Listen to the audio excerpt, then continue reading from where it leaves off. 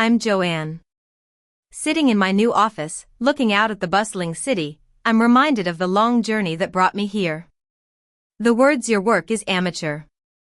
I fixed it for everyone's sake still echo in my mind, a constant reminder of the betrayal I once endured. It all started when I joined a small tech startup right after college. I was full of dreams and passion, eager to make a mark in the industry. I grew up in a middle-class family. My parents were hard-working people. My father was a construction worker, always strict but fair, and my mother was a nurse, kind-hearted and patient. They instilled in me the values of hard work and honesty, which I carried with me into my professional life. I was assigned to work on a communication tool project. For 3 long years, I poured my heart and soul into it. I worked late nights, skipped weekends, and tested every feature countless times. By the end of it, I had compressed 3 years of work into a 40-slide presentation. Every number was verified, and I was confident that the tool could revolutionize the way teams coordinated. The day of the investor meeting was a Tuesday. Morning started like any other. I woke up at 6 o'clock, took a shower, and ate toast by the window as I watched the sunrise. I checked the presentation file one last time before leaving for the office. The file worked perfectly, with smooth transitions and fast loading data.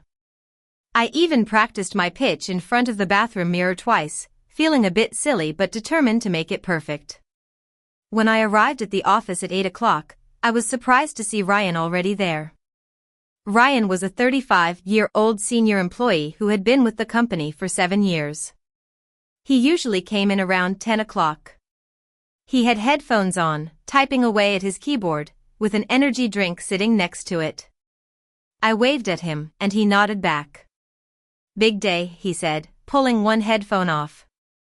"A little nervous," I admitted. "Don't be. You've got this. Just let me run a quick compatibility check on your file around noon. Make sure it works well with the projector setup. The last thing you need is tech issues during the pitch," he advised. It made sense. Ryan was always helpful. When I first joined the company, he showed me around, explained how things worked, and introduced me to my colleagues. He even shared his lunch with me when I forgot mine in my first week. He was like a mentor to me. Whenever I didn't understand office politics or needed advice on important messages, he was always there to answer my questions patiently. "Thanks. I'll send you the file before noon," I told him. "Perfect. I'll have it ready for you," he replied with a smile. I went to my workspace and started my morning routine. I answered some messages and fixed a minor bug that someone reported. The morning seemed to drag on. Every time I glanced at the clock, only 5 minutes had passed. Finally, at 11:30, I sent Ryan the presentation file through our internal transfer portal. He replied 2 minutes later, "Got it. Running checks now. Go grab lunch. Relax." I wasn't hungry, but I went to the pantry anyway. I made a cup of tea and tried to calm down. My hands were shaking a bit, not from fear but from anticipation. This meeting could change everything. If the investors liked my tool, I could expand it, hire a team, and create something truly meaningful. At 1:15, I headed to the main meeting room. I needed to set up early, test the sound, and ensure everything was connected properly. But the door was locked. I tried my access card, but the light turned red. I tried again, with the same result. It was strange. I went looking for Ryan and found him in the break area pouring coffee. "Hey, the meeting room isn't opening for me," I said. "Yeah, they changed access permissions this morning due to a security update. But I've got clearance," he replied. We walked together to the meeting room. He swiped his card, and the door opened. The room was all set up. The projector was on, the chairs were arranged, and there were water bottles on the table. Everything looked professional. "Let me just pull up your file," Ryan said, walking towards the connected laptop. He started clicking around and frowned. He clicked some more, and his frown deepened. What's wrong? I asked nervously. Hang on, he said, still clicking. Then he stopped, leaned back, and looked at me. So, there's a situation. My stomach tightened. What situation? Your file had some compatibility issues. I tried converting it, but something went wrong, and the original got overwritten, he explained. I didn't understand at first. Overwritten? Yeah, during the network optimization process, it's gone, he said. Gone? What do you mean gone? I asked, my voice coming out high-pitched. I mean, it's not there anymore. I was trying to help, but the process corrupted it. It's a technical glitch, he shrugged. Do you have another version? He asked. I whispered, no.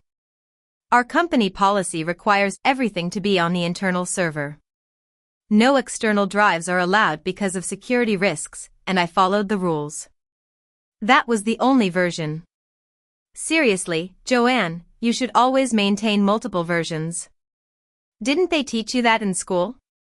He chided. They did, but I trusted the company server, the process, and him. Can't you restore it? There must be a way, I pleaded. I tried. The optimization overrode it at the core level. It's gone, he said, checking his watch. Investors will arrive in 30 minutes. We need to tell management that this meeting can't happen. Wait. No. We can't cancel. They're coming specifically for this, I said desperately. Ryan sighed and rubbed his forehead. Then what do you want to do? You can't present nothing. Panic set in. My brain stopped working. I'd spent 3 years building this tool, and now I had nothing to show in 30 minutes. I thought about talking through it without slides, but these investors were all about data, projections, and interface demonstrations. That's when he said, your work is amateur. I fixed it for everyone's sake. When I opened the file, it was too technical and detailed. Investors care about money, growth, and return on investment. So, I fixed it to make it cleaner and more focused. But then the glitch happened, and now we have nothing. I was in shock. You changed my presentation without asking me? I was trying to help you. You're new and don't understand how these things work. I've done a dozen of these pitches, and I know what investors want, he replied. Something inside me went quiet. The panic was replaced by a strange sense of calm. So, what do we do now? I asked, my voice steady. He thought for a moment. I have a presentation template for product demos.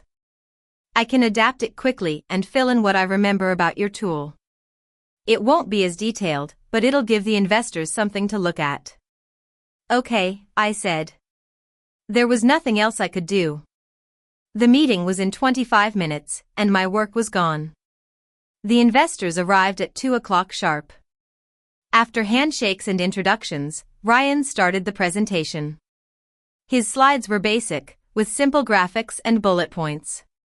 He talked about remote team coordination as if he'd just invented the concept.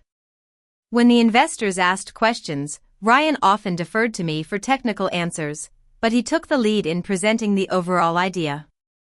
The presentation lasted 40 minutes. When it ended, the investors thanked us and said they'd discuss internally and get back to us. After they left, Ryan turned to me. That went well. You did good answering those technical questions. And I'm really sorry about your file. But hey, we pulled through, right? Team effort. Right. I went back to my workspace and stared at my monitor, replaying the meeting in my head. 3 days later, management called us both in. The investors had agreed to fund the next development phase with $2 million. Ryan would lead the expansion, and I'd continue as a developer reporting to him. Over the next few months, things got strange.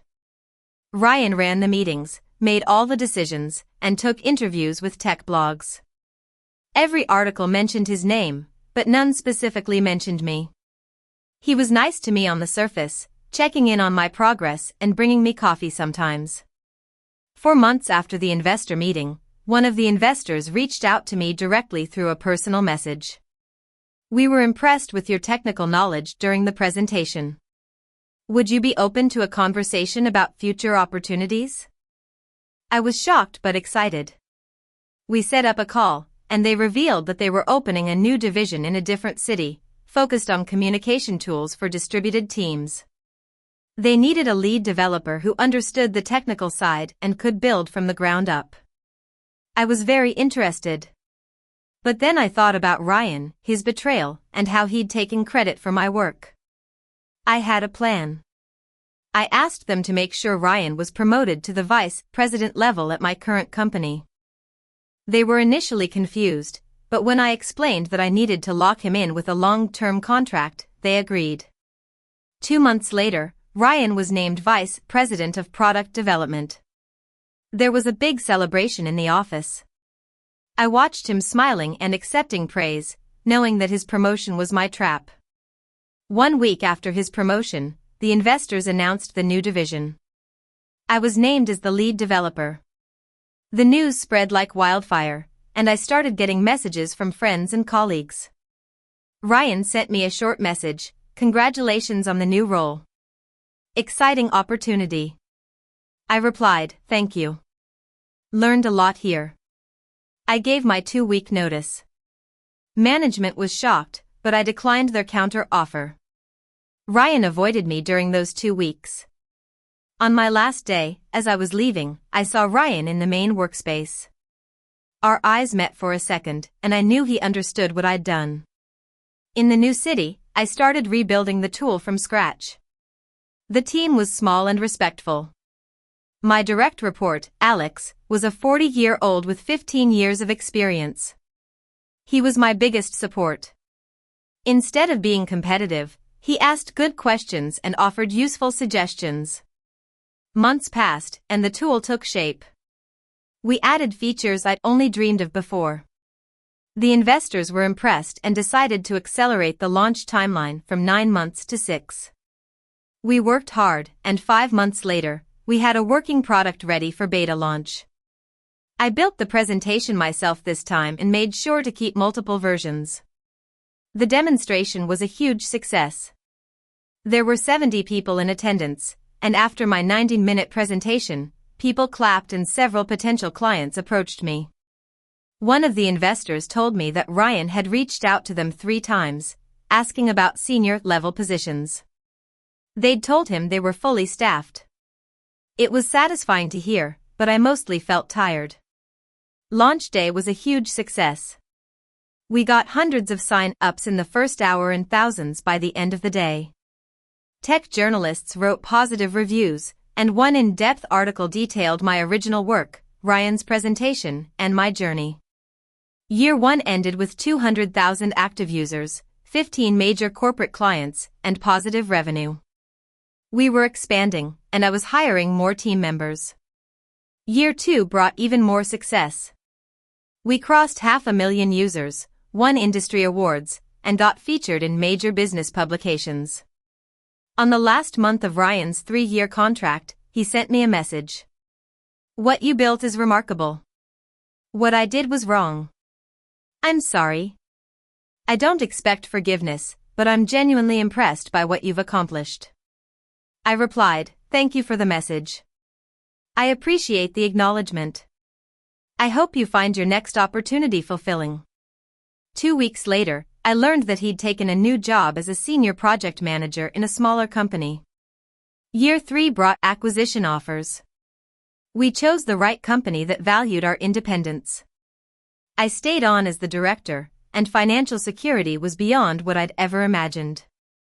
Looking back, I realized that Ryan taught me a valuable lesson. I learned to plan further ahead, turn betrayal into motivation, and most importantly, never let anyone steal my dreams. I'm building tools that help people, leading a team that respects collaboration, and creating things that matter. And that's all that really counts. If this story resonated with you, if you've experienced something similar or know someone who has, leave a comment below. Share where you're listening from. Your support helps these stories reach people who need to hear them. And if you haven't already, please like this and subscribe. There are more stories to tell, more experiences to share. Thank you for being here. Thank you for listening.